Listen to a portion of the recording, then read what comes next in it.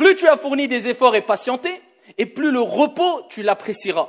Eh bien, ce repos que tu gagneras après avoir patienté quand on veut te faire du mal, en répondant au mal parce qu'il y a de meilleur, sera un repos de l'âme. Pourquoi? Parce que tu auras réussi à prendre le dessus sur ton âme.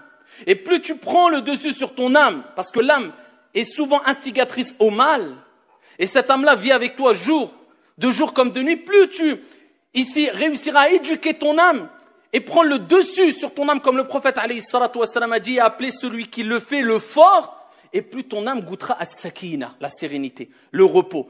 Et regardez la personne qui ne répond pas au mal par le mal. On l'insulte, il patiente et il endure, et il n'a pas répondu au mal par le mal. Quand la situation finit, wallah, il se sent fort.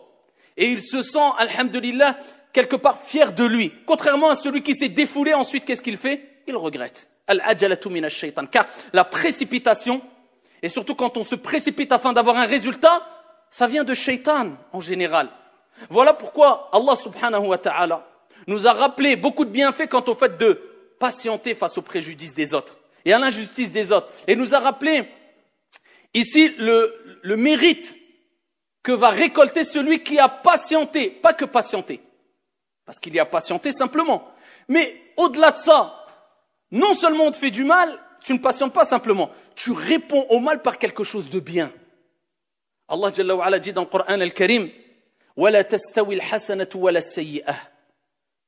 Il nous rappelle, ne réponds pas au mal par le mal. Réponds au mal parce qu'il y a de meilleur. وَلَا تَسْتَوِي الْحَسَنَةُ وَلَا السَّيِّئَةُ. إِدْفَعْ بِالَّتِي هِيَ أَحْسَنُ.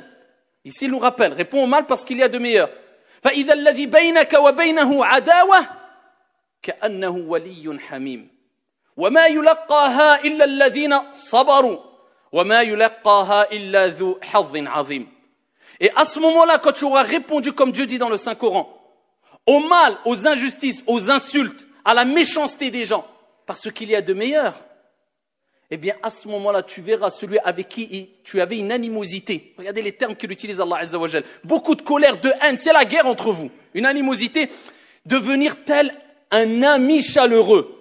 Ya muqallib al-qulub, ô toi qui tourne les cœurs. Allah, il tourne les cœurs. Il change les cœurs. Pourquoi? Parce que tu as fait l'effort. Parce que tu as fait le premier pas, parce que tu n'as pas répondu au mal par le mal. La personne en face de toi qui te fait du mal, au fond de lui, il sait qu'il fait du mal. Et tu vas l'éduquer en répondant au mal par le bien. Tu vas lui donner une grande leçon. Il va se dire, je lui fais du mal. Je sais pertinemment que c'est du mal. Il me répond par le bien. Tu vas lui faire encore plus mal que si tu répondais au mal par le mal.